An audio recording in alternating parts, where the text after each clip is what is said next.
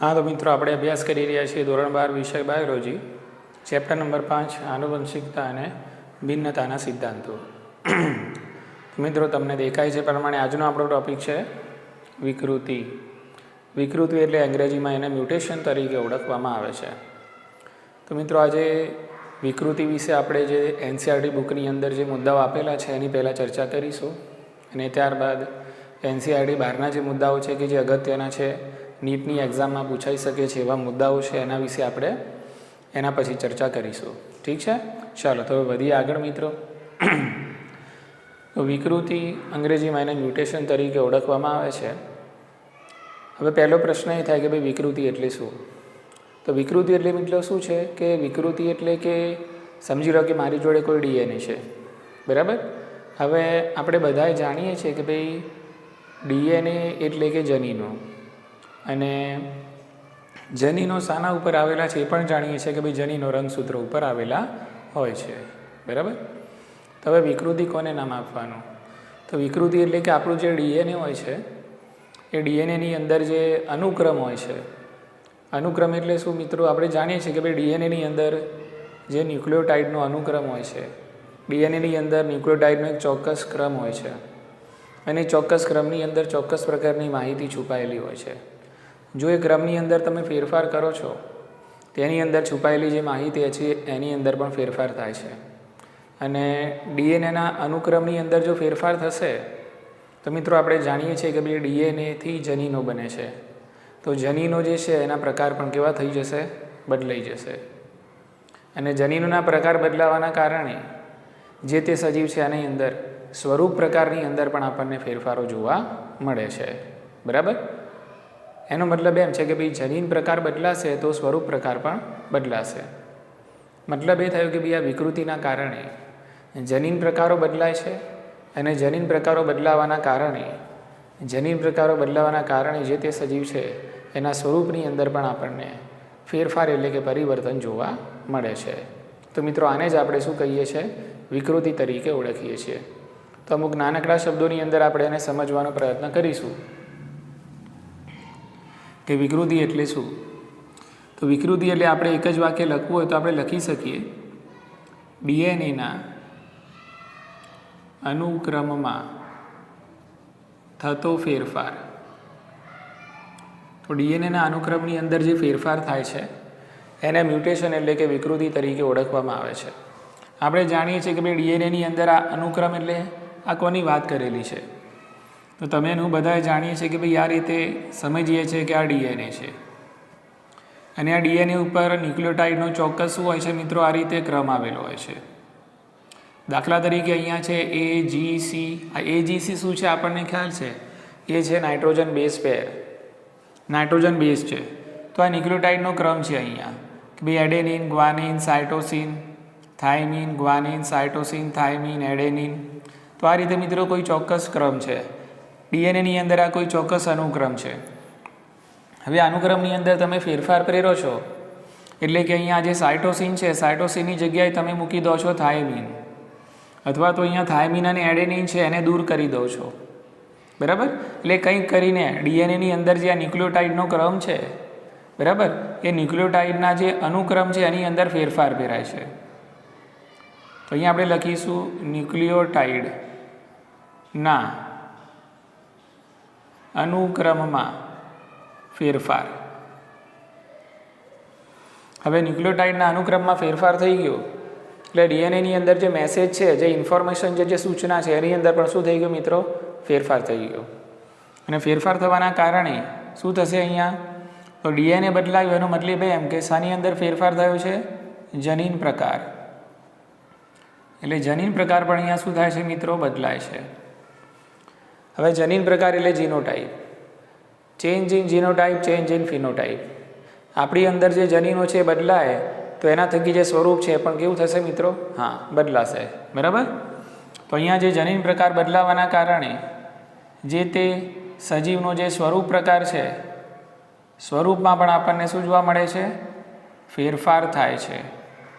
સ્વરૂપની અંદર પણ આપણને પરિવર્તન જોવા મળે છે। તો મિત્રો આને જ આપણે શું કહીએ છીએ? વિકૃતિ તરીકે ઓળખવામાં આવે છે। તમે કહેશો આ રીતે અર્ધીકરણની અંદર જે વ્યતિકરણની પ્રક્રિયા થાય છે, જે પુનઃ સંયોજન થાય છે, એની અંદર પણ જોવા મળે છે, પણ એ અહીંયાથી થોડું અલગ પડે છે. પુનઃ સંયોજન એટલે કે જનીનોની અદલા બદલી થતી હોય છે, અને આ જનીનોની જે અદલા બદલી છે એટલે આ જે પુનઃ સંયોજન છે, પુનઃ સંયોજન સિવાય આ વિકૃતિ એક પ્રકારની અસાધારણ પ્રક્રિયા માનવામાં આવે છે. બરાબર? તો વિકૃતિ વિશે લખી દઈશું કે ભાઈ પુનઃ સંયોજન સિવાય, પુનઃ સંયોજન સિવાય વિકૃતિ શું છે મિત્રો? વિકૃતિ એક અસાધારણ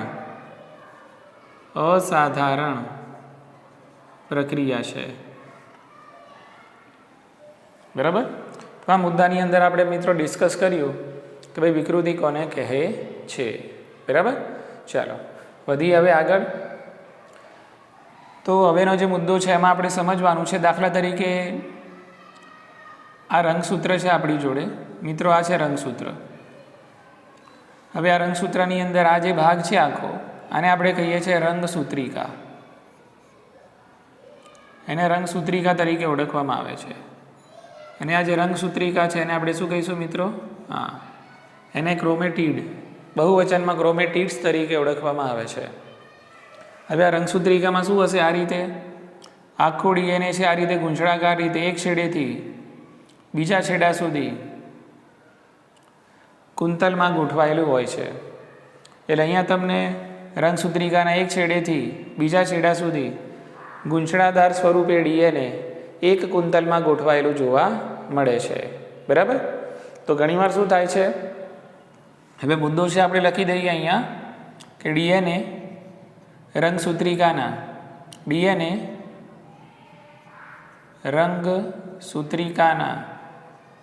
એક છેડેથી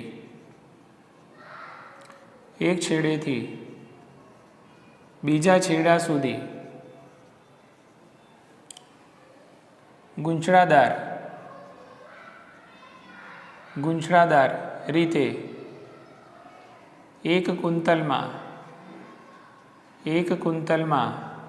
આવેલું છે. બરાબર? તો એક કુંતલમાં આવેલું છે એનો મતલબ એમ કે આ જે છે અહીંયાથી અહીંયા સુધી છે એને એક કુંતલ એને ગણ્યું છે, એટલા માટે એને એવું શબ્દ વાપરેલું છે.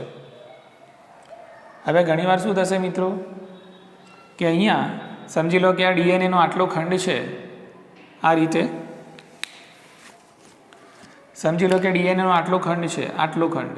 બરાબર? અથવા તો ડીએનએનો આ ખંડ છે. તો અહીંયા શું થશે? ડીએનએનો કોઈ ચોક્કસ ખંડ જે રંગસૂત્ર ઉપર આવેલો છે એ ખંડનો કાં તો લોપ થશે, કાં તો એનું ડબલિંગ એટલે કે ડુપ્લિકેશન પણ થઈ શકે છે. તો આ રીતે ડીએનએનો કોઈ ચોક્કસ ખંડ છે એનો લોપ થશે એટલે કેવું થઈ જશે? ત્યાંથી દૂર થઈ જશે. અથવા તો એવો ને એવો ખંડ છે એનું બીજું ડુપ્લિકેશન થશે. એનો મતલબ એમ કે દ્વિગુણન આપણને જોવા મળે છે. એટલે અહીંયા શું થાય છે મિત્રો? સમજી લો કે અહીંયા આ રીતે ડીએનએનો આ ચોક્કસ ખંડ છે, એ ચોક્કસ ખંડનો અહીંયા શું થઈ ગયો? લોપ થઈ ગયો. ડીએનએનો ચોક્કસ ખંડ છે હવે દેખાતો નથી, લોપ થઈ ગયો. બરાબર? તો અહીંયા ડીએનએના ચોક્કસ ખંડનો લોપ થાય છે. અથવા ઘણીવાર એવું પણ જોવા મળે કે ડીએનએનો કોઈ ચોક્કસ ખંડ છે એનું દ્વિગુણન થાય, એટલે એનું ડુપ્લિકેશન પણ થઈ શકે છે. સમજી લો કે આ ખંડ છે. બરાબર? તો અહીંયા ને અહીંયા આ જે ખંડ છે એનું આપણને આ રીતે આમ ડુપ્લિકેશન પણ જોવા મળે છે. એટલે એક ને એક ખંડ છે બીજી વાર દ્વિગુણન. બરાબર? આપણને એનું જોવા મળે છે. તો ઘણીવાર આવું પણ થાય છે કે ડીએનએના ચોક્કસ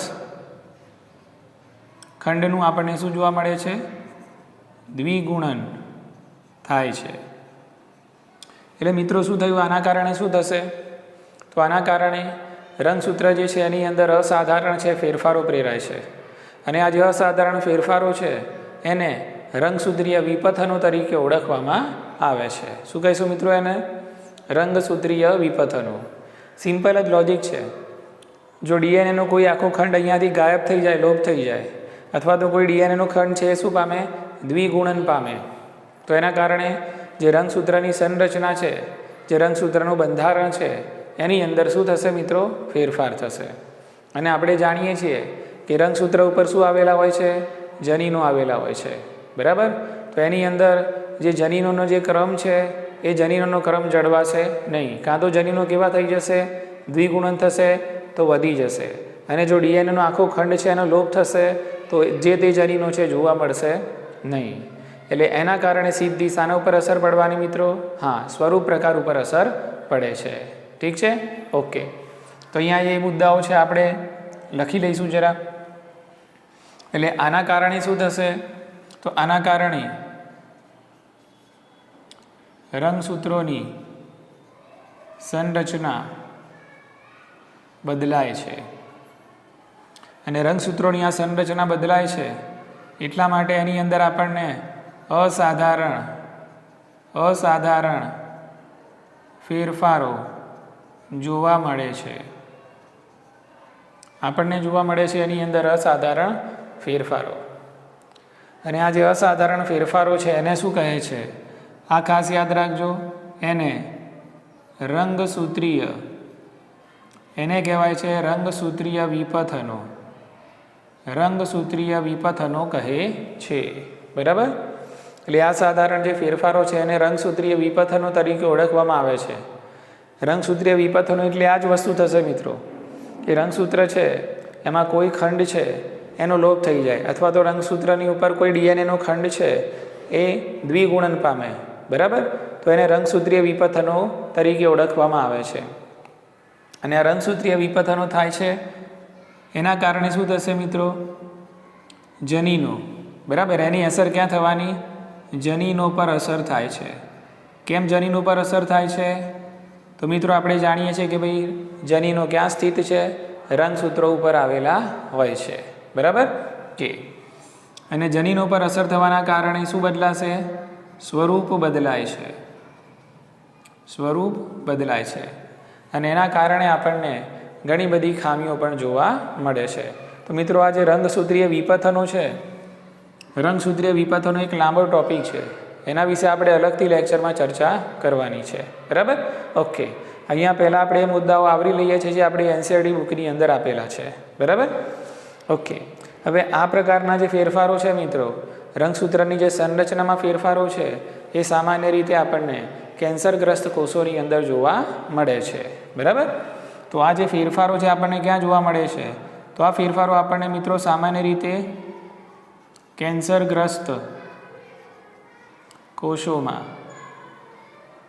જોવા મળે છે. ઠીક છે, ઓકે. તો મિત્રો આપણે અહીંયા આટલું યાદ રાખવાનું છે. હવે વાત કરીએ મિત્રો, અહીંયા તો રંગસૂત્રની શું બદલાઈ ગઈ? સંરચના બદલાઈ ગઈ, બરાબર ને? હવે વિકૃતિ ઘણીવાર જે જનીન હોય, જનીન, એ જનીન છે એની અંદર જે ન્યુક્લિયોટાઇડ હોય છે એ ન્યુક્લિયોટાઇડ છે એના ક્રમમાં ફેરફાર થવાના કારણે પણ વિકૃતિ થતી હોય છે. શું કહેવા માગું છું? જુઓ, અહીંયા આપણે ફેરફાર ક્યાં કર્યો? રંગસૂત્રમાં કર્યો. હવે રંગસૂત્રની અંદર શું આવેલા હોય? જનીનો આવેલા હોય. તો ઘણીવાર જનીનની અંદર પણ જે ન્યુક્લિયોટાઇડનો ક્રમ આવેલો હોય છે એની અંદર પણ ફેરફાર થતા હોય છે અને એના કારણે પણ વિકૃતિ સર્જાતી હોય છે. તો મિત્રો એની આપણે વાત કરી લઈએ. જુઓ, માની લો કે અહીંયા આખું રંગસૂત્ર છે અને રંગસૂત્ર ઉપર આ રીતે અહીંયા કોઈ જનીન છે. એ જનીનને હું અહીંયા દોરું છું. આ જનીન છે, બરાબર? જનીન એટલે શું મિત્રો? ડીએનએનો ટુકડો, ડીએનએની ચોક્કસ લંબાઈ, એને શું કહે છે? જનીન કહે છે, બરાબર? તો મિત્રો મારી જોડે આ જનીન છે એટલે કે ડીએનએ છે. હવે આની ઉપર આ રીતે હું ક્રમ લખું છું, AGCTCGA. તો ઘણીવાર વિકૃતિ થવાનું કારણ શું હોય છે? તો જનીનની અંદર આવેલા જે ન્યુક્લિયોટાઇડ છે એ ન્યુક્લિયોટાઇડની અંદર ઘણીવાર એક જ ન્યુક્લિયોટાઇડના ક્રમની અંદર શું થાય છે? ફેરફાર થાય છે. કોઈ પણ એક જ ન્યુક્લિયોટાઇડ બદલાશે, આ બધા ન્યુક્લિયોટાઇડના ક્રમ બદલાશે નહીં. કોઈ પણ એક જ ન્યુક્લિયોટાઇડના ક્રમ શું થાય છે? બદલાય છે.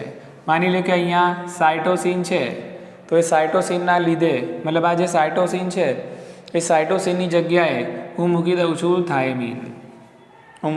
શું? થાઇમીન. બાકીનું બધું એમને એમ જ છે. બાકીના ન્યુક્લિયોટાઇડમાં કોઈ ફેરફાર થયો નથી. એટલે ફેરફાર ફક્ત ક્યાં થયો છે? એક જ જગ્યાએ આપણને થયેલો જોવા મળે છે. એટલે એક જ ન્યુક્લિયોટાઇડ છે એના ક્રમની અંદર જ આપણને ફેરફાર જોવા મળે છે. શું થયું મિત્રો અહીંયા કે જે સાયટોસિન હતો એની જગ્યાએ શું આવી ગયું? થાયમિન આવી ગયું. તો આના કારણે પણ વિકૃતિ પેદા થતી હોય છે. તો આ જે વિકૃતિ છે બરાબર, એટલે આ જે મ્યુટેશન છે એને શું કહીશું? તો આ જે મ્યુટેશન છે એને પોઈન્ટ મ્યુટેશન તરીકે ઓળખવામાં આવે છે. યાદ રાખજો મિત્રો, નીટ માટે આઈએમપી છે. આને કહીશું આપણે પોઈન્ટ મ્યુટેશન. બરાબર, આ રીતે થોડું એને એક્સપ્લોર કરીએ આપણે. તો અહીંયા છે AGCT બરાબર. તો આ કોઈ જનીન ઉપર આવેલો ચોક્કસ ન્યુક્લિયોટાઇડનો ક્રમ છે. તો અહીંયા આપણે સમજી લો કે આ સાયટોસિન છે એની જગ્યાએ ફક્ત થાયમિન મૂકી દીધું. આજુબાજુ બીજું કોઈ જગ્યાએ ન્યુક્લિયોટાઇડ એમને એમ જ છે, બીજા કોઈ ચેન્જીસ થયા નથી. એક જ પોઈન્ટે વિકૃતિ થઈ, એક જ પોઈન્ટે અહીંયા ફેરફાર થયો, બીજે ક્યાંય ફેરફાર થયેલો જોવા મળતો નથી. તો મ્યુટેશન એટલે કે વિકૃતિનો જે આ પ્રકાર છે એને પોઈન્ટ મ્યુટેશન તરીકે ઓળખવામાં આવે છે. બરાબર. તો અહીંયા બેઠું વાક્ય લખતો નથી. આઈ હોપ છે કે તમે સમજી ગયા હશો કે પોઈન્ટ મ્યુટેશન એટલે કે શું. એટલે કોઈ પણ એક જ જગ્યાએ એક જ ન્યુક્લિયોટાઇડના ક્રમમાં શું થશે? ફેરફાર થશે. એક જ પોઈન્ટે ફેરફાર થાય, બીજી કોઈ જગ્યાએ કોઈ છેડછાડ થવાની નથી. તો આના કારણે પણ વિકૃતિ સર્જાય છે મિત્રો. અને એનું સરસ મજાનું જે ઉદાહરણ છે, મજાનું તો ના કહેવાય પણ સારું દ્રષ્ટાંત છે બરાબર, એ દ્રષ્ટાંત છે સિકલ સેલ એનેમિયા. તો નીટની પરીક્ષામાં ખાસ પૂછાય છે સિકલ સેલ એનેમિયા. બોલો, ખ્યાલ આવી ગયો કે?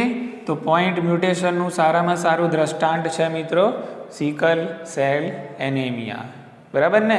ઓકે, હવે આ સારામાં સારું દ્રષ્ટાંત કેમ કીધું તો એની આપણે વાત કરી લઈએ. હવે સિકલ સેલ એનેમિયા એ રુધિરનું હિમોગ્લોબિન જે છે એ હિમોગ્લોબિનની અંદર આવેલી જે ગ્લોબિન પ્રોટીનની શૃંખલાઓ છે આપણે જાણીએ છીએ, 2 આલ્ફા પ્રોટીનની શૃંખલાઓ હોય છે અને 2 બીટા પ્રોટીનની શૃંખલાઓ હોય છે. તો એમાં જે બીટા ગ્લોબિન શૃંખલા છે, કઈ શૃંખલા મિત્રો? પ્રોટીનની બીટા ગ્લોબિન. તો આ બીટા ગ્લોબિનની શૃંખલાની તમે જ્યારે અભ્યાસ કરશો તો એનું જે છઠ્ઠા સ્થાને જે એમિનો એસિડ હોય છે બરાબર, એ છઠ્ઠા સ્થાને જે એમિનો એસિડ છે એનું નામ છે ગ્લુટેમિક એસિડ. એનું નામ શું છે? ગ્લુટેમિક એસિડ. પણ અહીંયા જે રીતે અહીંયા આ રીતે કોઈ જનીનની અંદર શું થશે મિત્રો? વિકૃતિ થશે. એટલે કોઈ પણ એક જ જગ્યાએ ચેન્જ થશે. તો હવે શું થશે? પહેલાં શું હતું? AGC, હવે શું થઈ ગયું? AGT.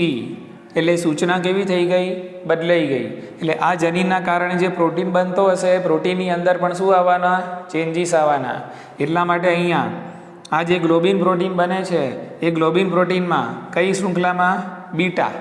બીટા ગ્લોબિન પ્રોટીનની શૃંખલા જે હિમોગ્લોબિનમાં આવેલી હોય છે એ બીટા ગ્લોબિન પ્રોટીનની શૃંખલાની અંદર છઠ્ઠા સ્થાને આવો જોઈએ શું? ગ્લુટેમિક એસિડ. પણ આ ચેન્જીસ થવાના લીધે, પોઈન્ટ મ્યુટેશન થવાના લીધે આ ગ્લુટેમિક એસિડ છે એની જગ્યાએ આવી જાય છે વેલાઇન એમિનો એસિડ. શું આવે છે મિત્રો? વેલાઇન એમિનો એસિડ. અને એના કારણે બીટા ગ્લોબિન પ્રોટીન બને તો છે પણ ખોટો બને છે. એને જે રીતે બનવું જોઈએ એ રીતે બનતો નથી. વસ્તુ હાજર છે, વસ્તુ બને પણ છે, પણ કેવી બને છે? ખોટી બને છે. અને ખોટી બને બરાબર, તો એના કારણે જે રક્તકણોનો જે શેપ છે એ રક્તકણોનો શેપ મિત્રો કેવો થઈ જશે? આ રીતે આમ દાંતરડા આકારનો રક્તકણોનો શેપ થઈ જાય છે. દાંતરડા આકારના રક્તકણો છે, આ શેપ દર્શાવે છે. આનું નામ સિકલ સેલ.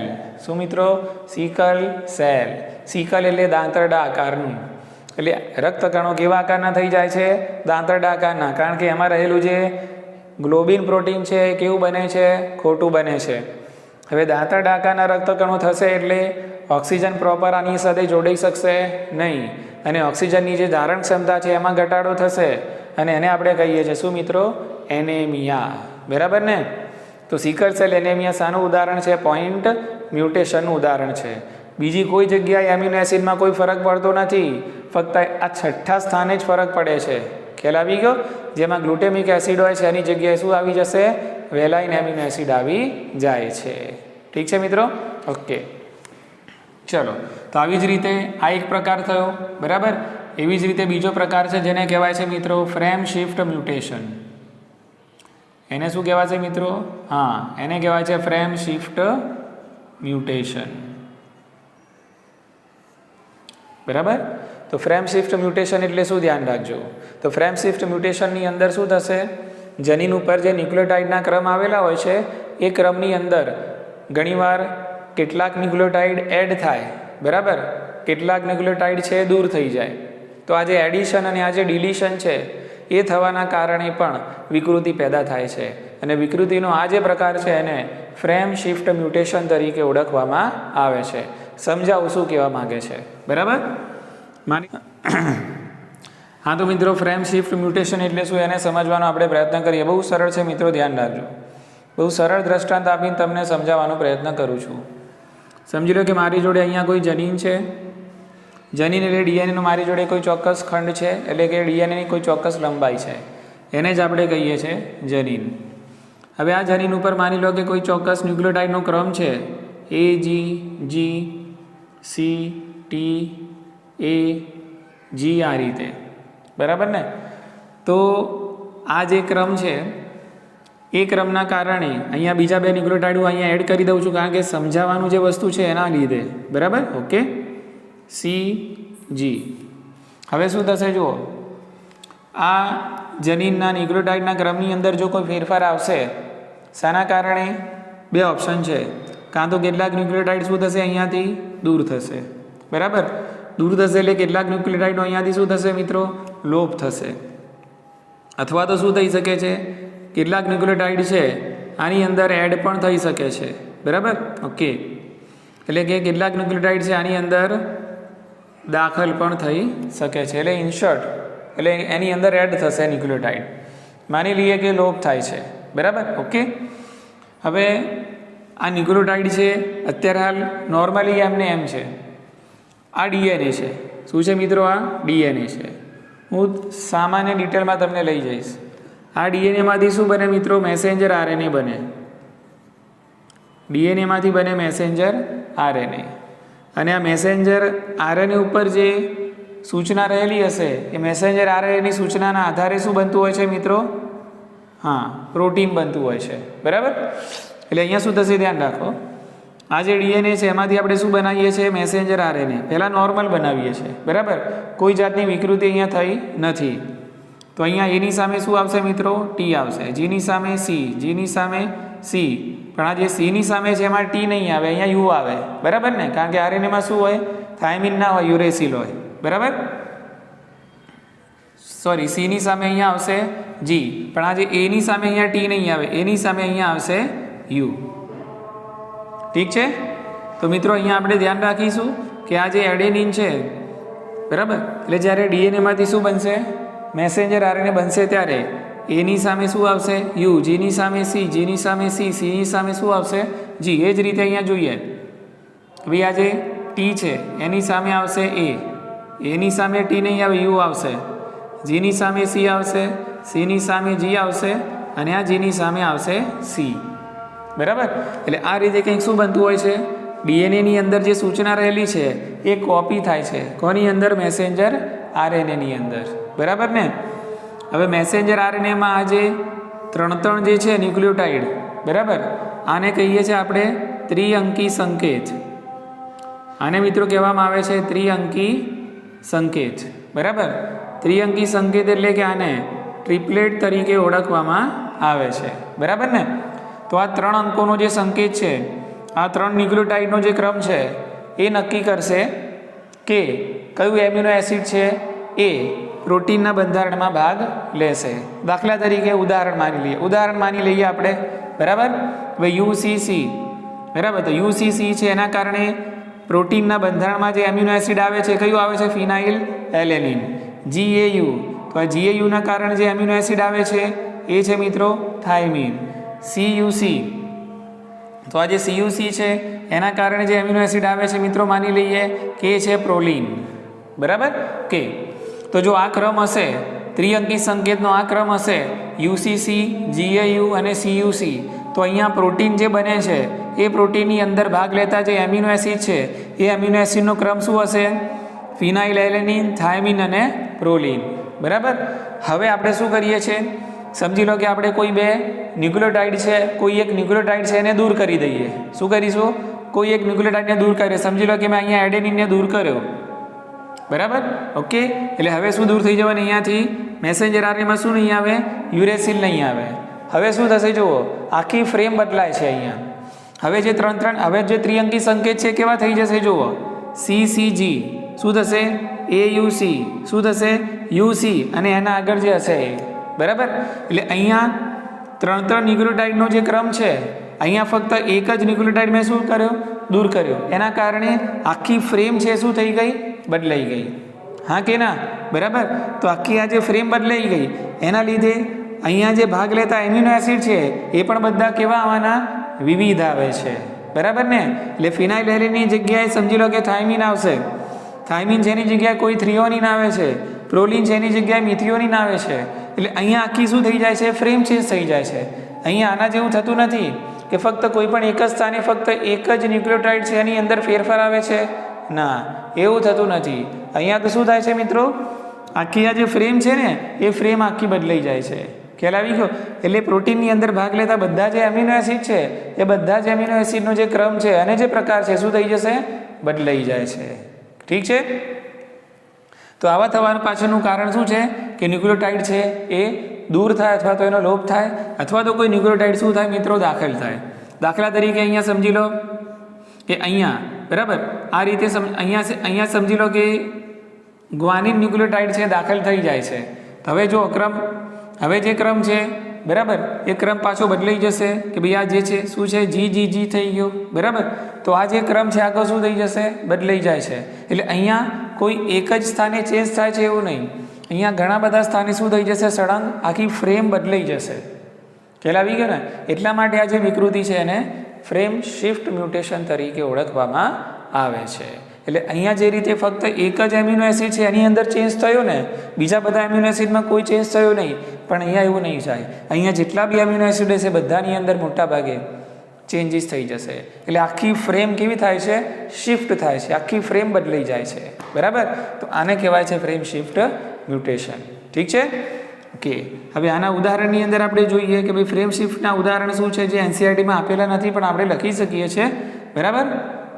તો એક લખશું આપણે ક્રોન્સ ડિઝીઝ. Crohn's disease. આ ક્રોન્સ ડિઝીઝ શું છે? એના પછીના જે ડિઝીઝ છે શું છે? ડિટેલમાં આપણે આગળના લેક્ચરોની અંદર ચર્ચા કરીશું. એ જ રીતે છે સિસ્ટિક ફાઇબ્રોસિસ. Cystic fibrosis. બરાબર. તો આ ઉદાહરણ ખાલી યાદ રાખજો, કદાચ પૂછાય તો આપણને આવડવું જોઈએ. ઠીક છે? ચાલો હવે એના આગળની આપણે વાત કરીએ, આ લેક્ચર પૂરું કરીએ અને જે આના સિવાય વિકૃતિ વિશે જે બીજું બધું યાદ રાખવાનું છે આઉટ ઓફ NCERT એની પણ આપણે ચર્ચા હવે નેક્સ્ટ લેક્ચરમાં કરીશું. બરાબર. તો હવે અહીંયા ધ્યાન રાખીએ કે હવે વિકૃતિ છે એની ક્રિયાવિધિ શું છે. તો અહીંયા આપણે ક્રિયાવિધિ બહુ ડિટેલમાં સમજવાની આ સ્તરે કોઈ જરૂર છે નહીં, પણ હા એટલું જાણી શકીએ છીએ કે વિકૃતિ માટે જવાબદાર કોણ છે. બરાબર. તો મિત્રો સામાન્ય રીતે વિકૃતિ માટે જવાબદાર હોય છે રાસાયણિક વત્તા ભૌતિક કારકો. વિકૃતિ કઈ રીતે થાય છે એ ડિટેલમાં અહીંયા સમજવાની કોઈ જરૂર નથી. અહીંયા ખાલી આ સ્તરે આપણે શું સમજવાનું છે કે વિકૃતિ શાના કારણે થાય છે. તો રાસાયણિક કારકો અને ભૌતિક કારકો છે સામાન્ય રીતે વિકૃતિ પ્રેરે છે, અને જે કારકો વિકૃતિ પ્રેરે છે એને કહેવાય મ્યુટાજન્સ. હા મિત્રો, એને શું કહીશું આપણે? મ્યુટાજન્સ. જે રીતે કેન્સર કરતા કારકોને કાર્સિનોજન્સ કહીએ છીએ એવી જ રીતે વિકૃતિ પ્રેરતા એટલે કે મ્યુટેશન કરતા જે કારકો છે એને મ્યુટાજન્સ તરીકે ઓળખવામાં આવે છે. અને આ મ્યુટાજન્સ રાસાયણિક પણ હોઈ શકે છે અને ભૌતિક પણ હોઈ શકે છે. ઠીક છે? ઘણીવાર તો એ જૈવિક પણ હોઈ શકે છે. ઠીક છે? ઓકે. તો મ્યુટેશન કરતા જે કારકો છે એને મ્યુટાજન્સ તરીકે ઓળખવામાં આવે છે. સામાન્ય રીતે પારજાંબલી કિરણો, તમારી બુકમાં જે ઉદાહરણ આપેલું છે એ છે પારજાંબલી કિરણો. બરાબર. તો પારજાંબલી કિરણો સામાન્ય શું છે? મ્યુટાજન્સ છે અને એ કોષોની અંદર વિકૃતિ પ્રેરી શકે છે. ઠીક છે. તો મિત્રો આટલું વિકૃતિ વિશે આપણે યાદ રાખશું અને આના સિવાયના જે બીજા મુદ્દાઓ છે કે ભાઈ વિકૃતિના કયા કયા પ્રકારો છે, પછી ડિટેલમાં આપણે ભણીશું રંગસૂત્રીય વિપથનો શું છે, રંગસૂત્રની સંખ્યામાં ફેરફાર થાય તો એને પણ શું કહેવાય છે? વિકૃતિ કહેવાય છે. બરાબર. તે બધા જ મુદ્દાઓની ચર્ચા આપણે વિકૃતિ માટેનો જે પાર્ટ 2 લેક્ચર છે એની અંદર કરીશું. Okay, thank you very much.